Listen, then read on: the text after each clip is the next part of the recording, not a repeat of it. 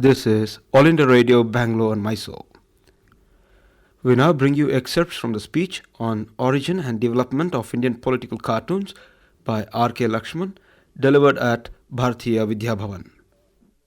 It is indeed a very strange art. I don't know why I walked into it unwittingly. The only thing I know is cartooning. If anybody in the audience is an expert, a research scholar, who knows a little more than I do about cartooning and caricature and graphic satire, and if he gets up from somewhere there and starts cross-questioning me, I would be finished because I don't know anything about it. The only thing I know is that whatever I say, my theories, my philosophy, my ideas and opinions about this art is open to challenge, but I would say that since I am the sole master, guide, theoretician, and everything that is connected with it is only myself. I took no help from the outside institutions or outside individuals. So what I say goes, don't question me. My opinion will be very, very wonky and perverse, but that's how I managed all these years. I tried to sit and analyze and categorize this art. Somehow I wanted to find out what exactly. I've done it for 42 years without thinking of it. I wanted to analyze it. It says the art of political cartooning. Is it fine art? No, it doesn't fall into the category of fine art. It doesn't seem to reflect any deep political thought either. It is not an exercise in journalism completely. It is not a mere effort to illustrate a joke, frivolous incidents either. For 42 years I've done this, and suddenly it dawned upon me, it was indeed everything rolled in one. It is fine art, it was a political comment indeed, and a symbol of freedom of expression and exercise in journalism also. And as for the joke content, it is a great stimulant of the sense of humor, of our national sense of humor, I would put it, and a preservative. It is an art which is, it's a negative art. It thrives best in crisis. It is an art of discontent and complaint. Its target is human failings, ego, pomp, power-drunk persons. It is an art which attacks these people. Curiously enough, these qualities seem to qualify only the politicians. Therefore, I'm a political cartoonist.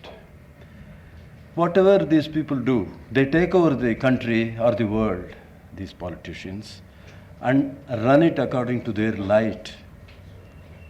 They conduct the fate of the nation, conduct the destiny of individuals. Unfailingly, they go wrong, and the victims are not the leaders, but the common man, common people. He feels miserable, helpless, and the cartoonist takes his side. That's where he comes in, to give some relief to the dreary life the common man leads. Common man and people at large usually feel some sort of a vicarious pleasure in seeing their tormentors, that is leaders, punctured, their ego flattened, their power-drunk behavior ridiculed in the public eye through the newspapers. The common man does it. The common man enjoys it morning after morning. Though the headlines read somewhat frightening and miserable, make him miserable, The cartoons give him a smile on his face, and with a brave heart and a smile on his face, he goes to his office. Although the cartoonist does not solve his problem, he does at least puts a smile on his face. And tomorrow is another day to look forward to for laughter, not for misery. The cartoonist does this by judicious mixture of irony, paradox, and then cruel exaggeration of the situation and merciless attack and ridicule of the leaders and healthy reverence towards the establishment. He produces the cartoon. This form of ridicule and satire has become very popular in India, which shows that it is a fertile ground for cartooning. Curiously enough, this form of satirical cartoons is alien to our country. It is not indigenous to India at all. It came to India 100 years ago from Britain, along with cricket, tea time, and English language. Before that, there was no cartooning. Although satire we did have, like folklore in folklores and plays, the court jester whose antics were actually satirical. His antics were only to drive home wisdom to the erring, wayward monarch and his ministers.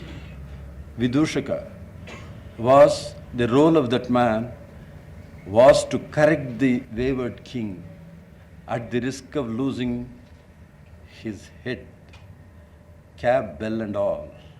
But he survived, sometimes he didn't. Well, the cartoonist of today is actually, he is not different from the court jester of Pure. He is performing the same role through the medium of the press. In the early days, the cartooning was political cartooning. John Bull, the British Lion, the British Bulldog were the symbols which the Indian cartoonist was allowed to use to attack the colonial rule. Within that framework, he had to do it. The cartoonist of those days, 100 years ago, did use the pot-bellied John Bull,